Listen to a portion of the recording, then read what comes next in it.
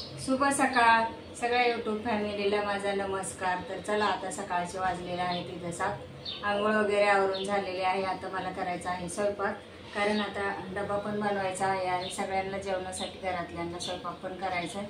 तर चला मग आता राहा दिवसभर व्हिडिओमध्ये काय काय काम चालू आहे तर ते पण तुम्ही पुढे पहा। आणि चला आता गणपती बाप्पाचं पण विसर्जन झालेलं आहे, आज दुसरा दिवस आहे।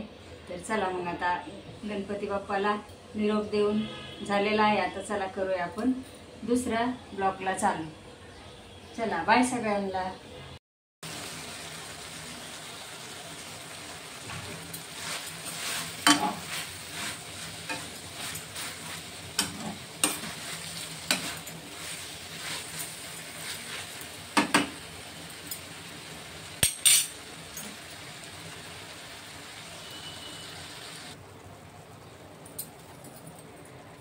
तर आता ही मटकी बनवणार आहे। मोड आलेली आहे आणि मटकी आहे ना ही शिल्लक राहिलेली मटकी आहे, त्याच्यामुळे म्हटलं आज पण थोडीशी मटकीची भाजी बनवावं, कारण ती भाजी ना खराब होऊन जाईल। तर चला रेसिपीला सुरुवात करूया।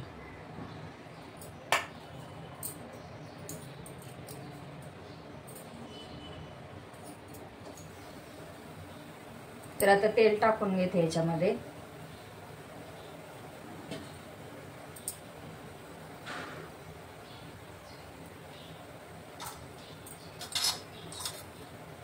मोहरी टाकून घेतली। आता थोडेसे जिरे टाकून घेते। तेल थोडं कमी तापले तोपर्यंत तापण आता ते पण जिरे मोहरी पण चांगले तडतडले तर आता याच्यामध्ये आपण मटकी टाकून देऊया आणि एकदम सोप्या पद्धतीने मटकीची भाजी बनवणार आहोत। तर पहा आता हे पाहून फक्त खालीवर करून चांगली परतून घ्यायची। मस्त परतली ना तर ते पण चांगलं असं चवीला चांगली लागते। मी आता चांगली मटकी परतून घेते।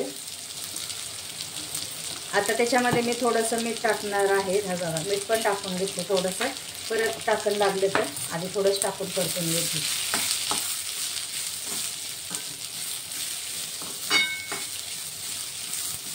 आणि जास्त पातळ पण नाही बनवायची, थोडीशी लपटपी बनवायची, कारण मटकीची भाजी आहे ना डब्याला न्यायची, त्याच्यामुळे पातळ बनवून जमणार नाही, थोडीशी जरा सुकीच बनवायला लागेल।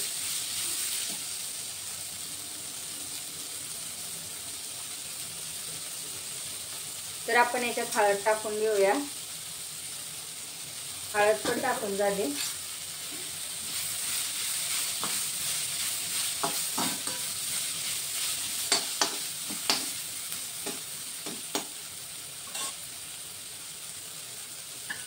आता मी परत थोडंसं तेल टाकते, मला थोडं वाटण आहे ना परतायचं त्याच्यामध्ये, कारण मग आधी वाटण टाकलं असतं ना तर मटकी कच्ची राहिली असती, म्हणून मग आधी हे वाटण वाटलेलं आहे मसाला, त्यात कांदा खोबरं लसूण आलं हे वाटून घेतलेलं होतं। आता हा मसाला मी थोडासाच टाकणार आहे, कारण मला जास्त अशी जाड भाजी बनवायची नाही, कमी मसाल्याची बनवायची।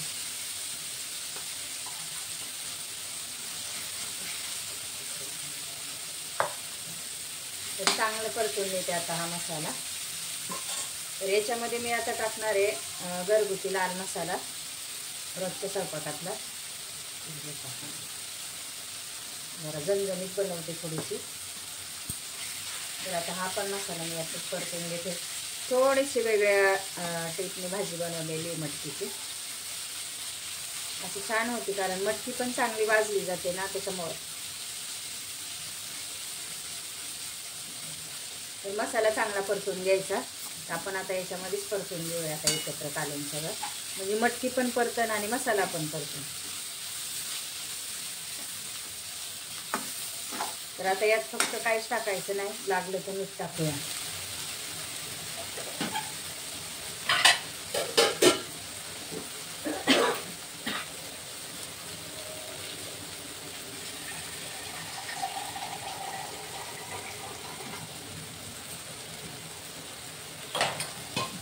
तर आता मी इकडे आहे ना थोडंसं गरम पाणी ठेवते। गरम पाण्याने काय होतं, चव पण तशीच टिकून राहते, त्याच्यामुळं त्यात थोडंसं आपल्याला पाणी टाकायचं शिजण्यासाठी, तर थोडंसं मी गरम पाणी करून घेते। तर आता मटकी पण चांगली परतली, मसाला पण चांगला परतलेला आहे। आता फक्त थोडंसं गरम पाणी करून टाकूया। तुम्हाला जर पातळ बनवायची असेल ना तर तुम्ही जास्त पाणी टाका. मला थोडीशी सुकीच बनवायची म्हणून मी थोडाच मसाला टाकलेला आहे.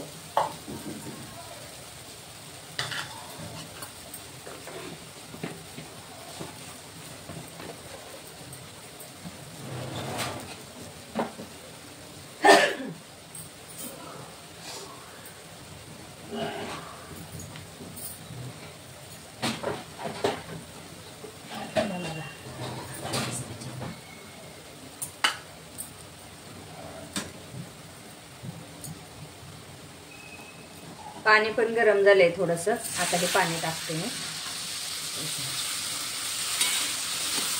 फक्त थोडंसं मला शिजायपुरतं पाणी टाकायचं. अशी एवढी लपथपी भाजी झाली पाहिजे म्हणून मी अजून शिजायला थोडंसं टाकते. कारण मटकी पटकन शिजते आणि मटकी आहे ना ही बारीक आहे, एकदम गावरान मटकी आहे. त्याच्यामुळे ही मटकी आहे ना लवकर शिजते. तर मी आता असं एवढं पाणी टाकले आणि ह्याला मी आता पाण्याला आटू देणार आहे. म्हणजे मटकी पण शिजेल आणि भाजी पण चांगली होईल.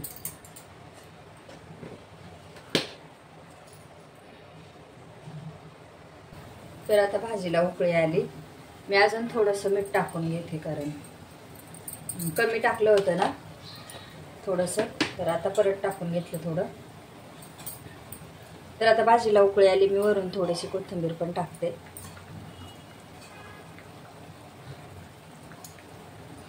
आता ही भाजी आहे ना बारीक गॅसवर शिजू देते चांगली 10 मिनिटं. तोपर्यंत इकडं चपातीचं पीठ मळून घेते.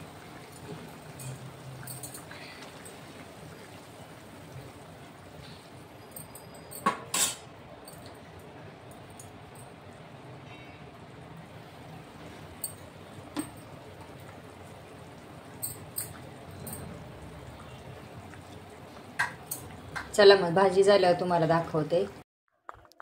तर आता इथं मला आहे ना चपातीचं पण पीठ मळून घेते मी. आता भाजी तर झालीच म्हणजे शिजायला ठेवली. कारण आता सकाळी डब्याच्यासाठी घाई होती ना म्हणून म्हणलं चपाती पण करून घ्यावा. तर आता पीठ चाळून घेते इथं. आणि पीठ चाळून घेतलं ना तर त्यातला कोंडा वगैरे पण बाहेर निघतो. कारण इकडं आमच्या इकडं थोडंसं जाडसर दळून देतात त्याच्यामुळं कोंडा असा गव्हाचा भरपूर निघतो चाळणीमध्ये. त्याच्यामुळं मी चाळूनच घेते. तर आता इथं पीठ चाळून घेते आणि चांगलं मळून पण घेते. थोडंसं मीठ टाकून घ्यायचं चपातीच्या पिठामध्ये आणि नंतर आता चपातीचं पीठ मळायला घेते.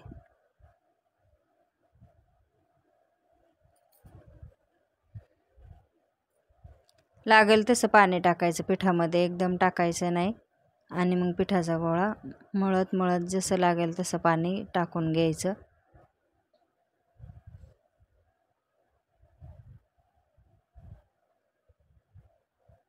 तर असं सकाळचं कामं चालू असतात. उठल्याच्या नंतर आवरून घेतल्याच्या नंतर बाकीचे स्वयंपाक वगैरे करून घ्यायचा असतो. तर आता इथं मी थोडंसं तेल पण लावून घेते पिठाला आणि थोडंसं मळून घेते. म्हणजे चांगलं मळून बाजूला ठेवून देते. म्हणजे 5-10 मिनटं चांगलं पीठ भिजलं ना तर चपाती पण चांगली येते. आणि डब्यासाठी चपाती पाहिजे म्हणलं तर मऊच लागते, नाही तर मग ते कडक झाल्यावर चपात्या दुपारी जेवणापर्यंत चपाती हे होते. म्हणून मळताना चांगलं पीठ मळून घ्यायचं तेल वगैरे लावून आणि थोडं भिजू द्यायचं. नंतर चपात्या करून घ्यायच्या. तर आता मी पीठ पण चाळून घेते. चपातीला लावायला सुकं पीठ पण लागतं ना, त्याच्यामुळं पीठ थोडंसं चाळून घेतलं आणि नंतर थोडं मी आता साईडला ठेवून देते. तोपर्यंत आता इकडं भाजी पण झालेलीच आहे. थोडीशी अजून शिजायची बाकी आहे. तर पहा इथं मटकीची भाजी पण चांगली शिजली. थोडीशी अजून शिजली ना तर लगेचच मी गॅस बंद करणार आहे. तर ही भाजी मला डब्यासाठी द्यायची, त्याच्यामुळे मी ह्याच्यापेक्षा अजून थोडीशी घट्ट भाजी करणार आहे. म्हणजे डब्यातून कसं पातळ भाजी जमत नाही न्यायला. तर आता इथं मी परत 5 मिनटं झाकण ठेवून शिजायला ठेवते. आणि इकडं मिरची राहिली होती रात्रीची, ती पण मी गरम करून घेतली. थोडीशी कढईमध्ये टाकून गरम करून घेतली ना तर ती पण मग खराब होणार नाही. तर ही मिरची किती दिवसभर टिकते, 10 दिवस 15 दिवस. तर लगेचच आता चपात्या पण लाटायला घेतल्या. भाजी पण शिजत आलेली आहे. तर ती पण खाली उतरून ठेवली आणि लगेचच तवा टाकून चपात्या लाटायला घेतल्या.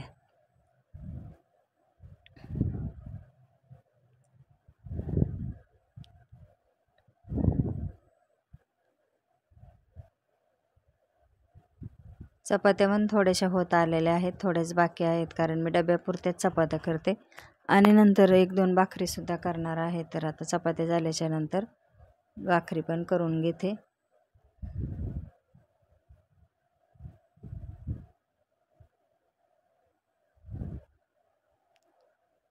तर आता इथं वैभवला जेवायचं होतं थोडंसं. ते म्हणलं मला थोडा नाश्ता दे, फक्त 1 चपाती आणि थोडीशी भाजी.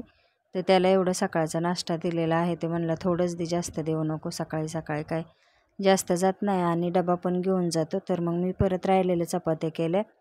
त्याच्यानंतर आम्ही इकडं बाहेर आलेलो आहोत. तर आता इकडे मला थोडीशी भाजी पण घ्यायची होती. तर ह्या दुकानामध्ये आलोत आणि तिथं मला भेंडी चांगली दिसली, तर मी तिथून भेंडी घेतली अर्धा किलो. आणि मग नंतर भाज्या पण चांगल्या होत्या तिथं, पण पालेभाजी नव्हती काही. इथं दोडका, कारले, परत अजून पण भाज्या आहेत, मिरच्या, केळी पण होत्या ह्या दुकानामध्ये. आणि मग आम्ही तसंच पुढे गेलो. तर रस्त्यातच एक दुकान दिसलं, तिथे ना मॅक्शा लावलेल्या होत्या. तर म्हणलं बघूया एखादी मॅक्सी घालायला, घरात वापरायला आपलं स्वयंपाक बिपाक करताना. तर ते मी बघत होते, पण काय एवढ्या आम्हाला आवडल्या नाही. त्याने आतमध्ये पण दाखवल्या, तर नाही, ते चांगलं नाही वाटलं, त्याचा कपडा चांगला नव्हता, म्हणून मग मी नाही घेतले. परत आम्ही दुकानातून बाहेर आलोत रिटर्न. कुडते वगैरे होते चांगले, पण आता कुडते कोण नव्हते पाहिजे, मला मॅक्सीच पाहिजे होती. त्याच्यामुळं आम्ही लगेचच आलोत. आणि इथं ना वैष्णवीचा लॅपटॉप खराब झाला होता. खराब म्हणजे त्याचं कीपॅड बदलायचं होतं, त्याच्यामुळं आम्ही हा लॅपटॉप घेऊनच इकडं आलो होतो. तर तो पण नीट करायला टाकला आणि घरी आलो. तर आता इथं मी भाजी आणलेली काढते. तर आधी ना मी भेंडी घेतली, पुढं गेल्याच्या नंतर एक आजीकडे ना पालकाची भाजी घेतली. तर आता मी भेंडी वतून घेते आणि भाजी पण निवडायची आहे मला. तर पालकाची जोडी मला चांगली मिळाली 25 रुपयाला. पण भाजी चांगली होती, ताजी, एकदम महाग आहे पण ताजी होती. तर मी एक पालकाची जोडी पण आणली आणि म्हणलं चला आता निवडून ठेवूया, म्हणजे कसं ते खराब होत नाही ना लवकर. निवडून ठेवली ना आणल्या. तर त्याच्यानंतर चांगले स्वच्छ धुवून घेतले. तर धुवून काल धुतलेले, तर कालपासून आजपर्यंत सुकायला टाकले होते. पण हे कपडे मी हातानेच धुतलेले, तर चांगले वाळले. तर आणि आता मी हे ना गड्या घालून ठेवते, म्हणजे वर्षभर आता हे राहणार. याच्या गड्या बिड्या घालून मी ठेवून देणार. आणि जेव्हा आता परत पुढल्या वर्षी गणपती बाप्पा येतील ना, तेव्हा परत हे काढायचे आणि लगेच मग ठेवायचे. असं चालू असते दरवर्षी. हे सगळे नवीन कपडे येते, ह्याला शॅम्पूच्या पाण्यामध्ये टाकून मी एकदम असे क्लीन केले तर आणि सुकून पण घेतले. तर हे आहेत आपल्या गणपती बाप्पाच्या डेकोरेशनचे कपडे. ही पिशवी फटाकड्याची आहे, इकडे साईडला ठेवते. हे सुद्धा सगळे खाली आथरायचे गणपती बाप्पाच्या पुढं. आणि आता इकडं सुद्धा मी माझे आमचे रोजचे कपडे ते पण सुकले, तर त्याच्या पण गड्या घालायच्या. आता हे बघा, हे रोजचे कपडे आहेत एवढे. पोरांना काय रोज कपडे बदलायला लागतात आणि धुवायला हाय मशीन म्हणून ठीक आहे, नाही तर कधी मी हाताने पण धुते थोडे असल्या. तसं काय नाही की मशीनच आहे मग मशीनच कपडे धुते, हाताने पण धुते. पण आता ह्या कपड्याचे मला हाताने धुतलेले येतं. हे फक्त मी शॅम्पूच्या पाण्यात टाकून घेतले तर आणि याचे गड्या घालून ठेवते. आता फक्त कपडे वाळून द्यायचे चांगले, त्याचा खूपट वास नाही आला पाहिजे, म्हणजे हे कपडे वर्षभर चांगले राहतात. आणि नंतर मग दुसऱ्या वर्षीला डेकोरेशनला आपल्याला कामं येतात ना, कारण दरवर्षी नवीन कपडे आणायचं, नवीन खर्च करायचा, हे काय आपल्या खिशाला परवडणारे नाही. त्याच्यामुळं जी वस्तू आपल्या घरामध्ये आली ती वस्तू आहे ना जपून ठेवायची कधी पण.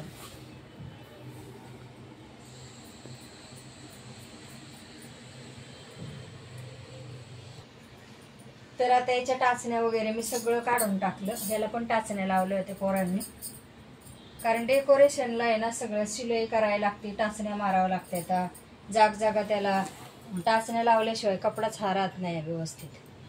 तर असे हे सिल्की कपडे आहेत आणि डेकोरेशनला हेच कपडे चांगले, कारण ह्याच्यापासून शो चांगला येतो.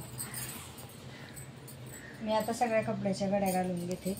आणि हे कपडे आणून त्यांनी असं माप घेऊन कटिंग केलेले आहेत, जसं लागल तसं तेवढे त्यांनी घेतले. तर हे कपडे पुढच्या साईडने कटिंग करून लावले होते. पिंक कलरचे नाही मिळाले, व्हाईट कलर आणि हा एक कलर असं त्यांनी लावलेलं होतं. हां, गोल्डन कलर.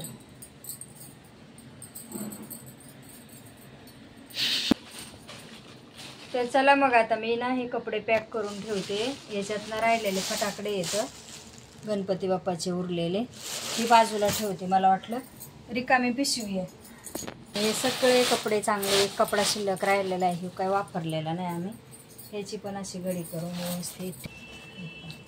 आता हे कपडे चांगले वर्षभर आतमध्ये राहते आणि ह्याला शॅम्पूच्या पाण्यामध्ये चांगले धुवून काढले की एवढं काळं पाणी गेलं ना 8-10 दिवस आरती त्याचं धूर वगैरे, त्याच्यामुळं सगळे हे कपडे खराब होतात. तर आता हे मी चांगले ठेवून देते आणि पुढच्या वर्षीला हे कामं येतील. हे नाही ठेवायचं, हे माझं पूजा करायचं आहे. म्हणजे पूजा करताना किंवा पाया पडताना तिला देवापाशी मी ठेवत असते. हे आता हे असं बांधून ठेवते आणि आता हे मी मोठ्या बेडमध्ये ठेवून देणार आहे, कारण इथं खाली नाही ठेवून जमणार. कट कर.